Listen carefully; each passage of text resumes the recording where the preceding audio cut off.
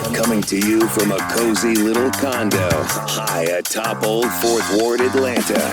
Welcome to The Ron Show on America One Radio. Here's your host, Ron Roberts. All right, happy Monday. Thank you for listening. We appreciate that. Whether it's on the America One Radio app, AmericaOneRadio.com, between the hours of 9 and 10 a.m., 5 to 6 p.m. weekdays, or on demand at ProgressiveVoices.com or via podcast. Lots to cover. Let's see. Marjorie Taylor Greene seems to be losing some favor within the conservative bubble. Media, allies, those who differ from her viewpoint in Congress on giving aid to Taiwan and Israel and Ukraine all at once. She's starting to see some degradation in support inside the conservative bubble. We will cover that at pretty good length. As a matter of fact, Governor Brian Kemp spoke to the Politically Georgia podcast hosts last week in a live taping in Athens, Georgia. He spoke a little bit about that. He talked about Medicaid expansion, made a pretty strong position on his opposition to any thought of Medicaid expansion in 2025, and so much more. In fact, we're going to do a good bit of eavesdropping in on that conversation. I'll also give you the podcast link in the show notes today at ronshowatl.com.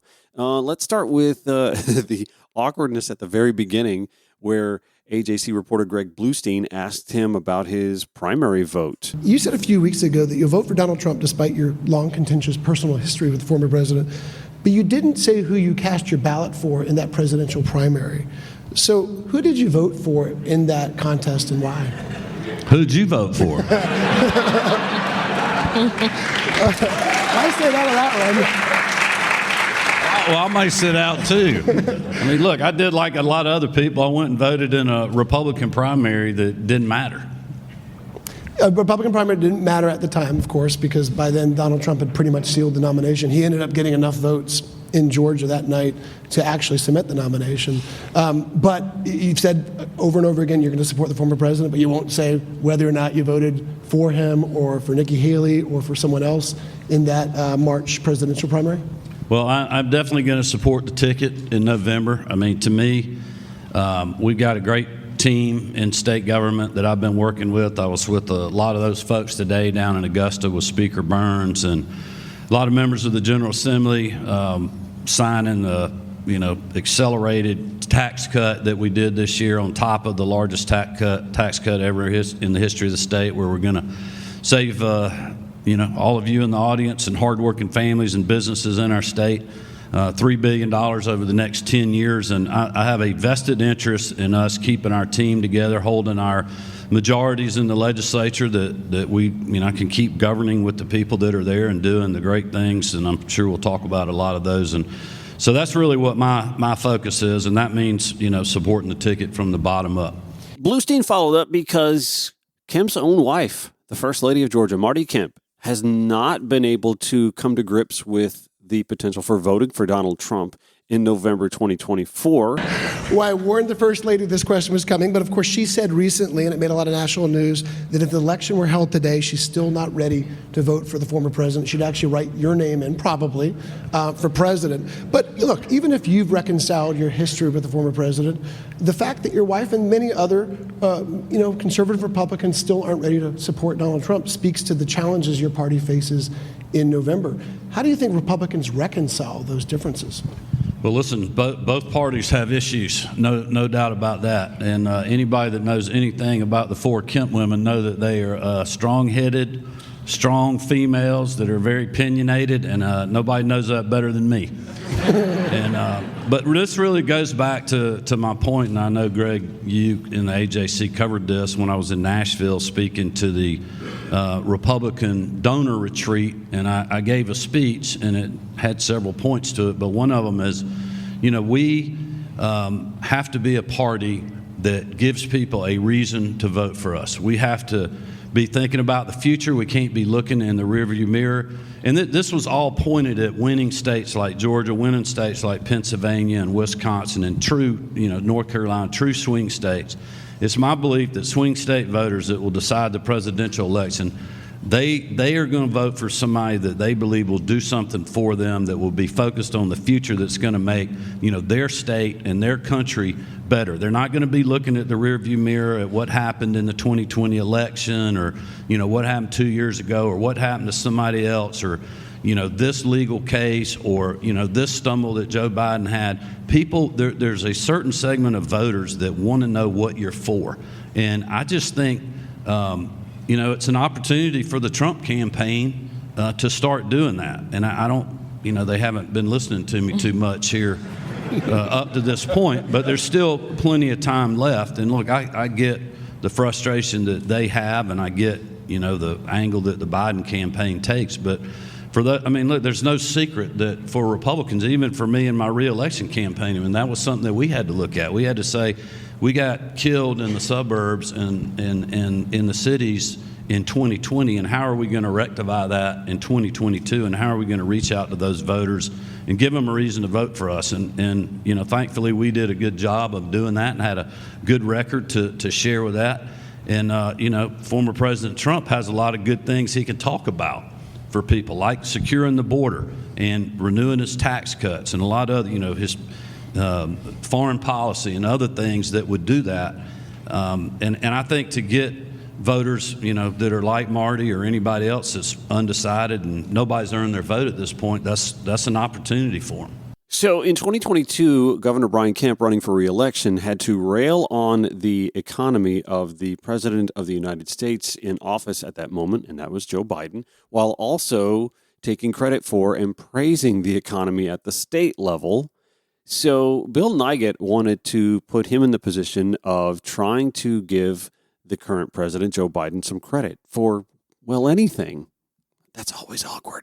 But let's listen. Are there things that President Biden has done that have been beneficial to the state of Georgia? I looked at the Georgia Municipal Association's data about the Inflation Reduction Act.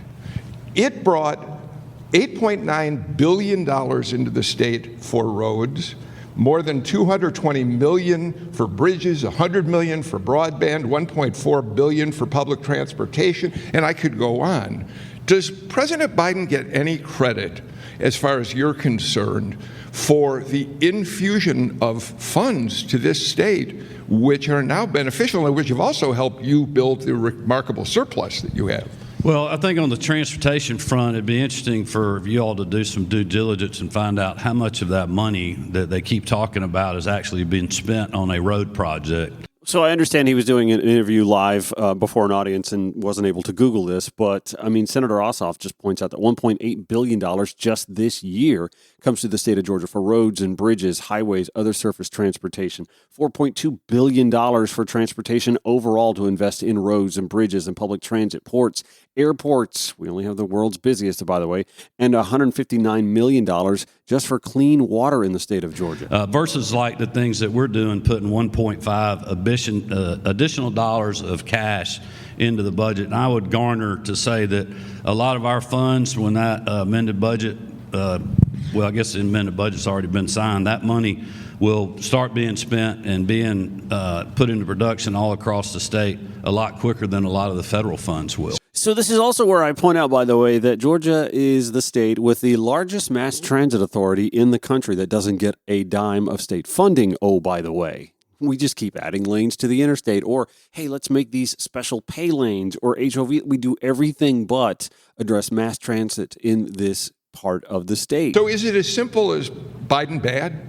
Not doing anything good? No, look, I'm not saying that. Look, there's been things that I think the president has done good with. I've taught, on the foreign policy front, when you look the Trans-Pacific partnerships, for me and what my views are, and where China is militarily and the things that we're seeing going on around the world, I think the strength of our relationship with obviously South Korea, which is just a great partner of ours on the economic development front here in Georgia, but they are as an ally too. Japan, the relationship between South Korea and Japan that is really mending a lot of fences, and then you throw in the Australians into that. And I think the president, has been pushing that part of the agenda. The thing that bothers me about President Biden's foreign policy is that when he has good ideas like that and supports allies, he's liable to leave that situation because of politics back home. And we're seeing that with the situation in the Middle East right now and because of states like Michigan. Except he's wrong, and I say that much to my chagrin because there's a lot of infighting on the left. We see this happening over the weekend. So many headlines from Columbia University and how supporting Palestinian independence somehow makes one automatically anti-Semitic. And listen, I could sit here and get into the nuance of that. I'm not going to do that. I think that's just a rabbit hole not worth going into.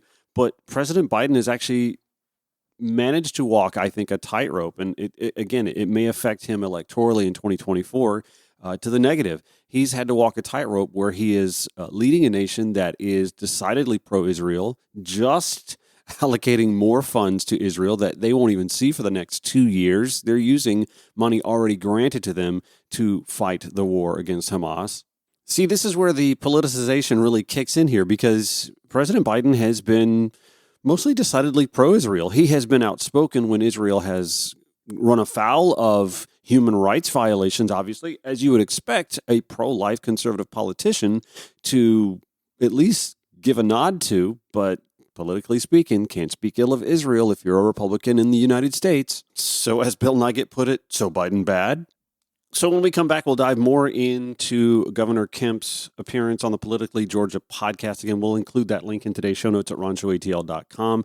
Tia Mitchell pivots and wants to discuss his support for House Speaker Mike Johnson. Marjorie Taylor Greene from Georgia's 14th District, by the way, did not fare well over the weekend when you even have conservative outlets like the New York Post, front page, Niet Moscow Marjorie, a photo of her in a Russian hat. You have Fox News's Liz Peek writing an opinion piece. Headline, Marjorie Taylor Greene is an idiot. She's trying to wreck the GOP. They're finally seeing this. Newsmax headline from Deborah J. Saunders. The headline, who put Marjorie Taylor Greene in charge? We also have another opinion piece in the Wall Street Journal from the editorial board. Headline, Representative Mayhem Taylor Greene, the Georgia Republican, files to oust Speaker Johnson, saying he's in the arms of Democrats. Again, not a good weekend for Marjorie Taylor Greene. Tia Mitchell from the Atlanta Journal-Constitution and the Politically Georgia podcast asks Governor Kemp to weigh in on, again, his support for House Speaker Mike Johnson and, in some respects, to speak to Marjorie Taylor Greene's antics and whether or not changing House speakers on a whim has been good, a net positive for the Republican Party and the United States on the whole, or to the negative. So we will weigh in on that, or let the governor weigh in on that when the Ron Show returns in minutes here on the America One Radio app, AmericaOneRadio.com, on demand at ProgressiveVoices.com, or wherever you podcast. Thank you for listening. You can follow the show on your preferred social media platform, Twitter X, Facebook, Instagram. You need to dip on in over to, I'm guessing, Blue Sky. Is Blue Sky the one? Is that the one that everybody's kind of gone to? Anyway, at Ron Show ATL. The website, by the way, is ronshowatl.com, where you can listen to entire past episodes, independent blog posts as well. And there is a donate tab. Want to buy me a cup of coffee or something like that? Man, I'd certainly appreciate that. Cannot wait to tell you, by the way, about my weekend parking kerfuffle and how this sort of plays into the need for better in-city mass transit and the push and pull, the back and forth tug of war over Beltline rail or Beltline access for those who don't live near the Beltline. I think this all sort of correlates here pretty well. But I want to get back to Governor Brian Kemp's appearance on the Politically Georgia podcast, recorded, I believe, last Thursday night in Athens and playing Friday morning. Tia Mitchell wanted to ask him to weigh in on Speaker Mike Johnson and Georgia's Marjorie Taylor Greene on the attack. So let's take it up to my neck of the woods in Washington, D.C. Recently, you decided to stick up for House Speaker Mike Johnson, who's pretty embattled right now. There's a lot of chaos. To put it lightly, a lot of chaos within House Republicans, your party. You said that your fellow Republicans in Washington should, quote, do their damn job. And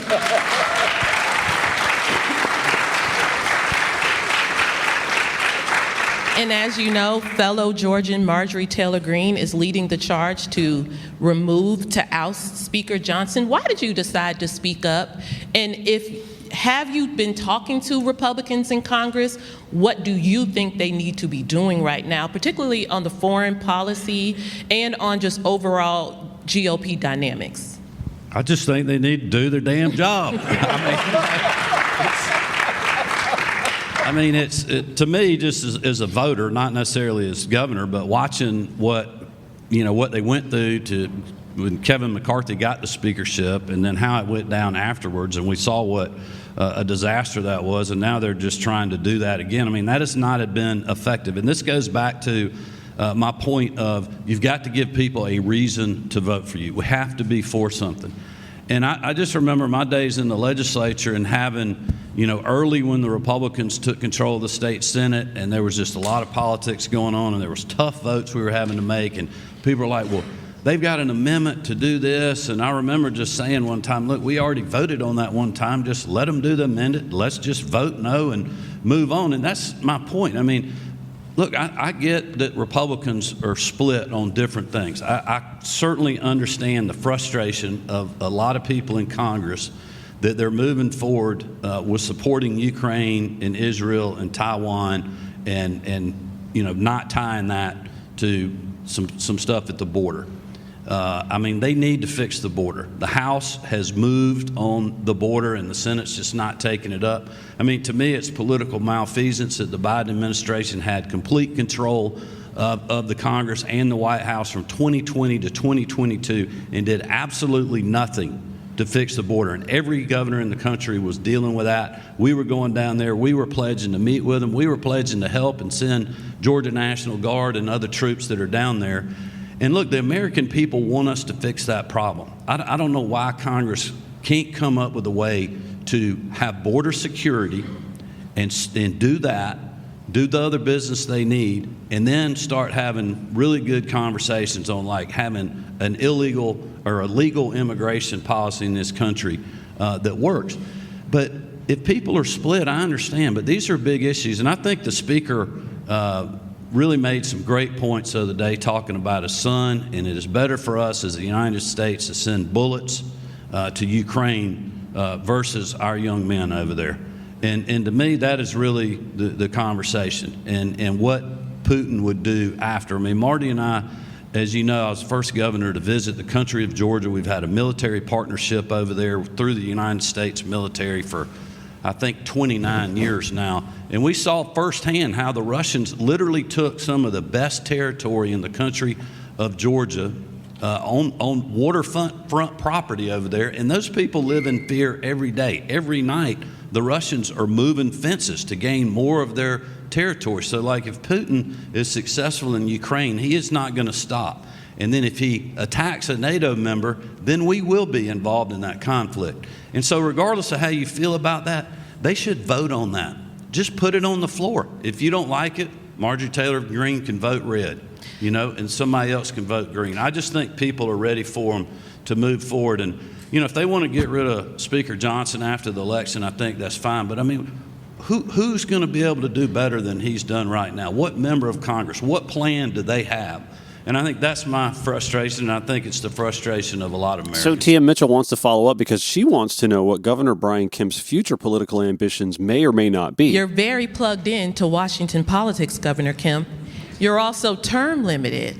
Well, that's because Washington politics has done a lot of bad things to the state of Georgia, like 40-year high inflation, picking winners and losers with IRA, and a host of other things. You're speaking like a potential candidate for federal office, is what I'm saying. Are you running, or are you even considering running for Senate? I'm speaking like a governor that's having to govern during this insanity in Washington, D.C., and I will tell you what I've told everybody else. I am focused on helping our ticket in 2024 and specifically holding our legislative majorities. And after November, you can ask me that question again. All right. Day after the election. But Governor, given, and we will ask you the day after the election, but given how frustrated you already are with Washington politics, after 2 terms as a governor where you have tremendous amount of power to set the agenda here in Georgia, Would you want that job? Would you want to? Well, that's the point. I might just want to go home and get on my tractor that's about 7 miles from here and not fool with this. But look, it's important, and I try to. And the governor, I mean, we're dealing with a lot of these things, but we're also we're not getting the intelligence reports that certain members of certain committees in Congress are, and so I try not to get out of my lane too awful much, but. Well, that's absolutely a lie because he's weighed in on inflation and he showed up at Texas border photo ops, et cetera. So, no, in fact, he wanders right into that lane. Listen to this. I mean, we have been dealing at the state with a lot of these issues. I mean, you're seeing it even in Democratic-run states and cities around the country with the influx of illegal immigrants that are here and what that's costing the taxpayers and the school systems and, the hospitals and other things. This is where I point out, by the way, that folks who live here, whether legally or illegally, if they're paying sales taxes and property taxes, they're actually putting money into those systems anyway, even if they're being denied use of those systems. So actually, they're contributing. So we should be kind of thankful, right? I mean, it's an issue that we're all fentanyl, what that's doing to us. And most fentanyl trafficked into the United States is trafficked in by Americans. To me, there should be some bipartisanship on fixing some of those problems. And hopefully after the election, there will be. See, he just advocated the Trump position. Wait till the election. You're listening to The Ron Show. Broadcasting 5 days a week to make common sense common again. This is The Ron Show on America One Radio.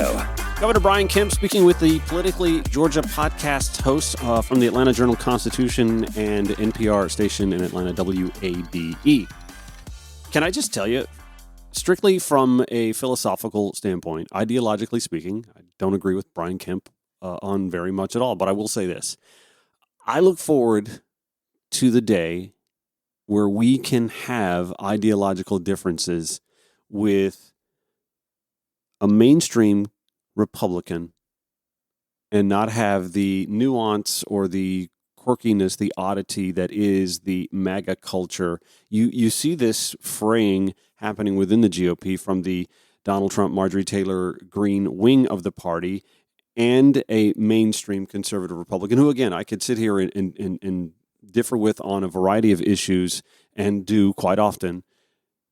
But at least you hear from him a willingness or at least a suggestion that he wants folks to do their damn job, to get something done, to find bipartisan solutions, even though from time to time you also hear him take positions where he wants to wait until his team is in control to get things done. It's a position you literally just heard him take when it comes to border policy and waiting until an election to get it done. But as you'll hear later in some of the clips that I'm going to share with you, he takes a hardline position stubbornly against Medicaid expansion, for example, something that he and his party have been dead wrong on since the Affordable Care Act came into law. We've been waiting on an alternative for the Affordable Care Act, right, for 14 years and still don't have it. We do have Medicaid expansion in 40 states throughout the United States, and yet Governor Brian Kemp and his party here in Georgia stubbornly insist that they're going to hold their ground and continue to fund his Pathways program that doesn't address Georgia being one of the leading uninsured states in the country. But when we left off here to take a quick break, we were still talking immigration, and Patricia Murphy wanted to follow up, so let's dive right back into that real quick. Governor, let me follow up with you on immigration, because immigration is typically not a state issue. It had not been an issue at the Georgia legislature this year until a really tragic event here in Athens when Laken Riley was killed. An undocumented immigrant was arrested for her murder. And then the legislature passed a bill with a real crackdown on immigration, illegal immigration in particular, and requiring law enforcement officials to act more in concert with ICE. How do you balance bills like that with the fact that you're also the governor of a state with a very quickly increasing immigrant population, large Latino population, and some of the messaging out of the legislature felt very problematic to some immigrants? Well, I would just say this. In my travels around the state, I mean, we're an international state. We're an international city. We've seen all kind of demographics grow in our state. And, you know, it's It's worked out for me politically. So I feel like a lot of us being able to earn the votes of those people and their confidence is really how we're talking about these different issues, what our tone is like. But listen, even the folks that are here legally are not supportive of people flooding across the border and using up their tax dollars and their, public resources that they're having to pay for. Again, I'm going to point out that even if you're here illegally, if you are buying things or paying rent, you are paying property taxes and sales taxes that go into a lot of the programs that he's talking about everyone else paying for. And so, I think the legislature took a good step. I mean, it is, people that have had sanctuary city policies or even maybe if it wasn't an official policy, but just had that mindset, I mean, they are seeing the downsides of that. And we certainly saw this with the tragic death of Laken Riley. And I think it was important for us to send a message there. But look, this issue needs to be dealt with at the border. And that's why the president could act today. And it's one reason I've been so tough on him, because he could. See, what Republicans never do is they never talk about the day one agenda. January 20th, 2021, the White House, President Joe Biden wanted to push an immigration bill through the legislature that Republicans and conservative Democrats like Joe Manchin and at the time Kyrsten Sinema, who was a Democrat at the time is what I'm saying, didn't want to endorse. It would have supplemented existing border resources with technology and infrastructure, more funding for record budget allocations to immigration enforcement. Not going to read this release word for word, but I will share it in the show notes at ronshowatl.com. It would have also provided funding for training and continuing education to promote agent and officer safety and professionalism. It would have been enhancing the ability to prosecute individuals involved in smuggling and trafficking networks who are responsible for the exploitation of migrants. And as I've talked about on this show before, addressing the root causes of migration. This bill would have codified and funded the president with $4 billion over a 4-year interagency plan to address the underlying causes of migration in the region of Latin, Central and South America, including increasing assistance to El Salvador, Guatemala, Honduras, conditioned on their ability to reduce the endemic corruption, violence, and poverty that causes people to flee their home countries. It would have improved the immigration court system and protect vulnerable individuals caught up in it. But Republicans and Joe Manchin and Kyrsten Sinema all howled about mass amnesty, something President Reagan, by the way, got away with when he was president of the United States. All right, I want to move on because I only have so much show. And Bill Nigut from WABE wanted to let the governor weigh in on all the headlines of late involving abortion, the Arizona 1864 law, Alabama's IVF fumbling. And so let's dive into that portion of the conversation from last week's Politically Georgia podcast on Friday morning. Reproductive rights and their beliefs, some people's beliefs that women should have more freedom of choice, as opposed to the dangers of immigration and an insecure border. How do you juxtapose those two issues? Well, my thought on that issue is that, if you're in one of those states like where you have a ruling like in Alabama or Arizona, I mean, a lot of people tried to drive the Alabama ruling to be part of Georgia, which it had nothing to do. It had no effect on IVF here. But everybody wanted it to have that effect, especially politically from the other side, because they're trying to gin up their folks and get them motivated and get them to get on the Biden team and win a swing state like Georgia. Every accusation he makes in this regard is like an admission of guilt, because that's exactly what the Republicans have been doing with the abortion debate for decades now. And the dog caught the car, and they finally realize, oh my God, public opinion has not been in our favor on this topic all along. The truth of the matter is that is really them trying to distract from the real issues that the Biden campaign has. See, he's pivoting away from this conversation because he knows that public opinion is wholly different than where his party stands on it. So he's going to move towards other things like, well, inflation, of course. You look at polling out there, 36% of the people are worried about the economy and having a good paying job.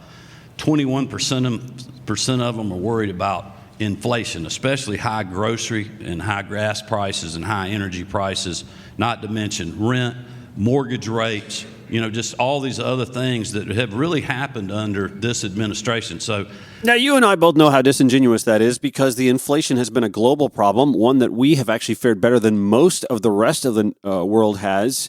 Also, that the president has very few levers at his disposal because of deregulation and the laissez-faire attitude from Republicans the last 50 years when it comes to dealing with obscene profits and price gouging and golden parachutes for CEOs. That's not on Democrats. I think, to me, it's going to be Republicans' jobs to keep people focused on what people are dealing with at their kitchen table every day. And those are the issues, to me, in Georgia.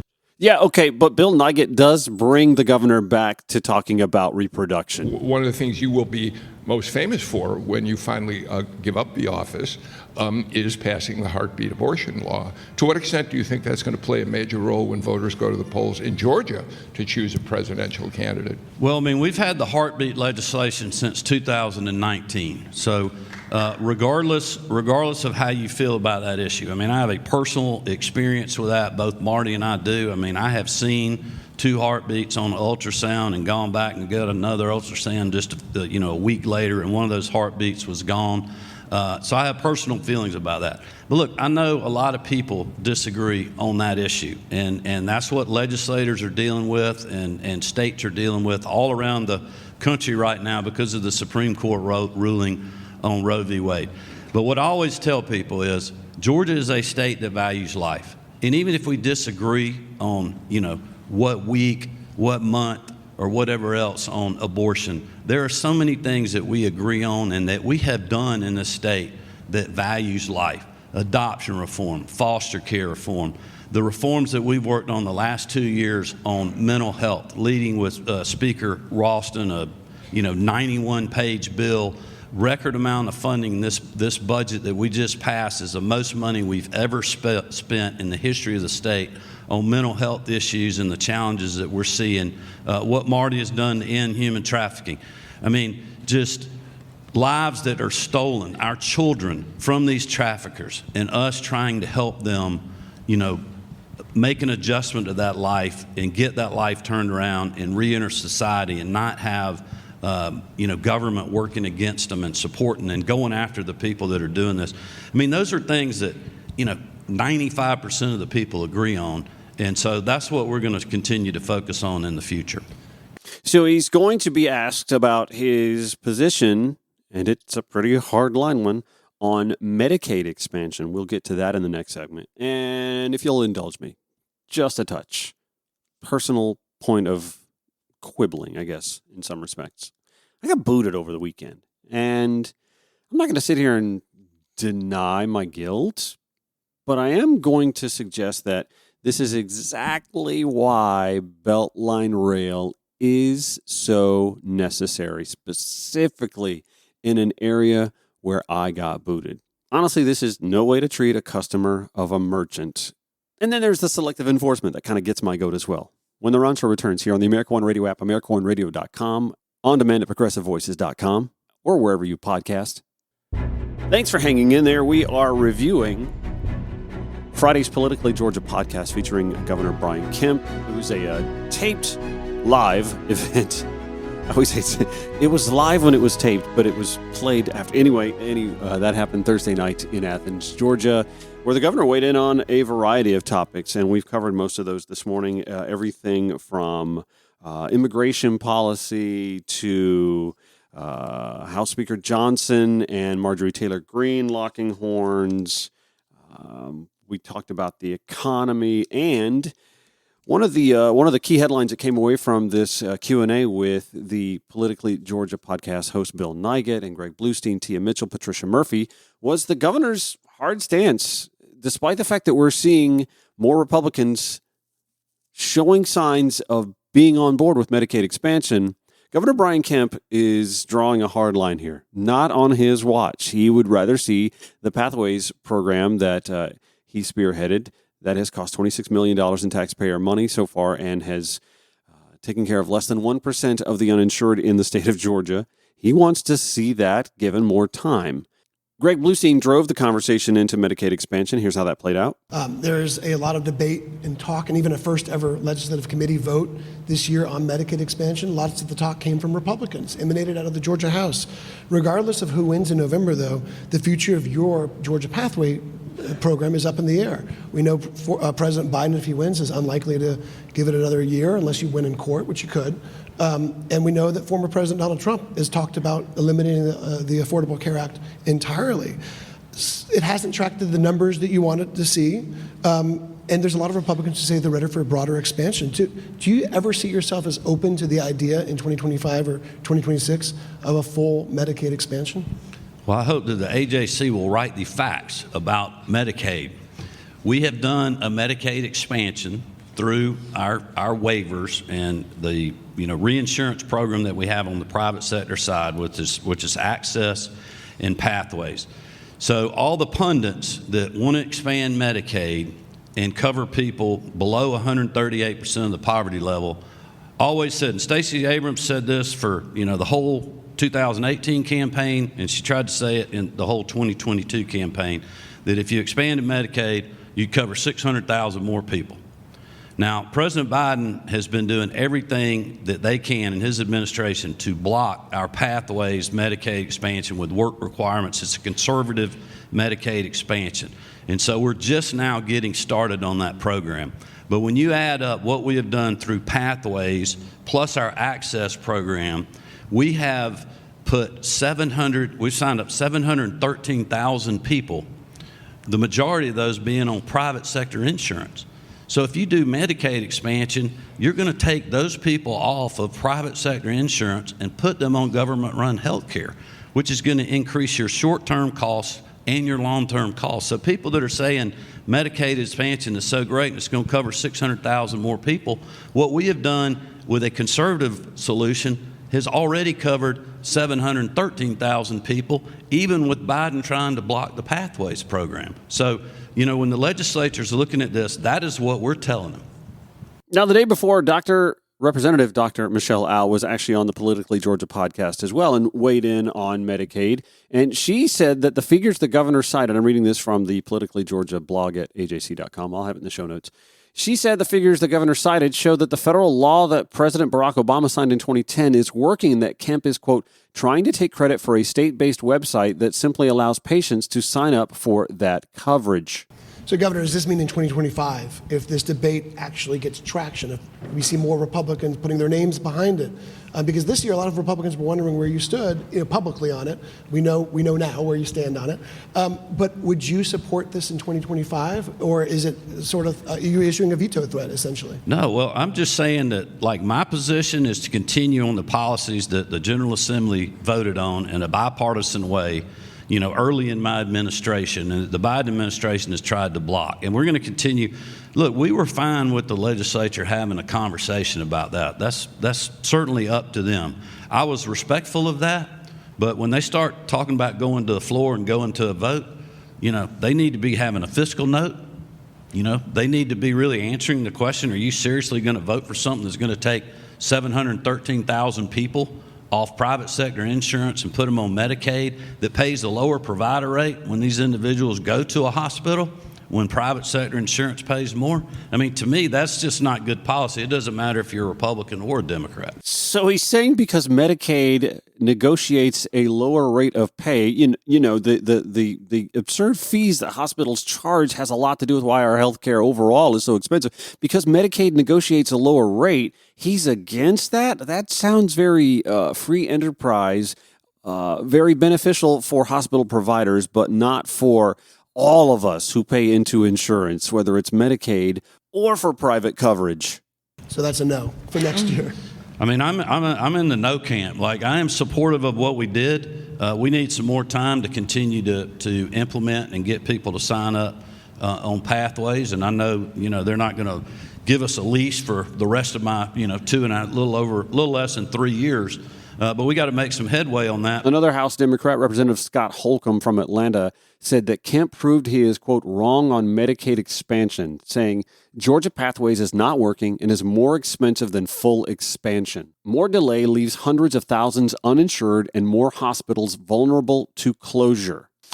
Okay, so anyway, I'll give you that full podcast link from the Politically Georgia podcast. You can listen to all of Brian Kemp's Q&A with Tia Mitchell and Greg Bluestein, Bill Nigut, and Patricia Murphy. So over the weekend, this is like one of these case examples that shows that we need light rail expansion throughout the city of Atlanta. And this is a personal gripe and a personal quip. Let me just get on my soapbox and do my thing. And feel free to weigh in. You can hit me. You can at me at Ron Show ETL if you want to be contrarian. And there are folks who have been so on Nextdoor when I decided to just as a public service let people know here in Atlanta in the Ponce Old Fourth Ward Midtown area. If you shop and I have for years, if you shop at the Ponce Kroger, used to be called Murder Kroger. Some people still call it that. I haven't heard of any murders in a while, so I think they tore it down, they rebuilt. They don't deserve to have that moniker anymore.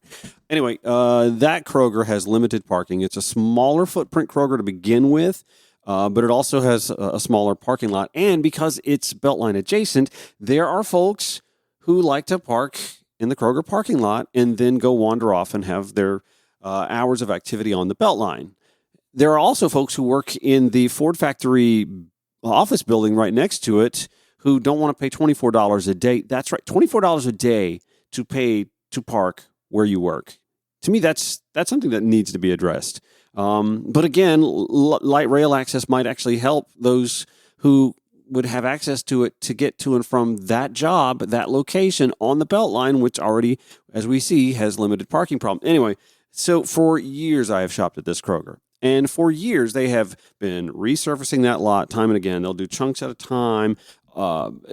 Again, just limited parking. For years, folks have parked along the outer wall when there aren't spaces. There are folks that park underneath the Kroger. There is a parking garage that is underneath the Kroger where, again, folks have parked along the wall, no problem. It doesn't obstruct anyone to do that. I, for years, have, when needed to, not seeing a space available, done that very same thing. No problem. It's never been a problem. Suddenly, however, folks are noticing that there is booting enforcement. And we know we love booters, right? I mean, hey, listen, it is what it is. A job's a job. I can't get mad at the person for doing the booting. But I can get upset when there is this sudden enforcement of no parking spots or areas that are deemed not to be parking spots are suddenly booted. There's no forewarning. There's no, hey, listen, we're going to ramp up enforcement of this. We're seeing way too many people park here and then go to the Beltline.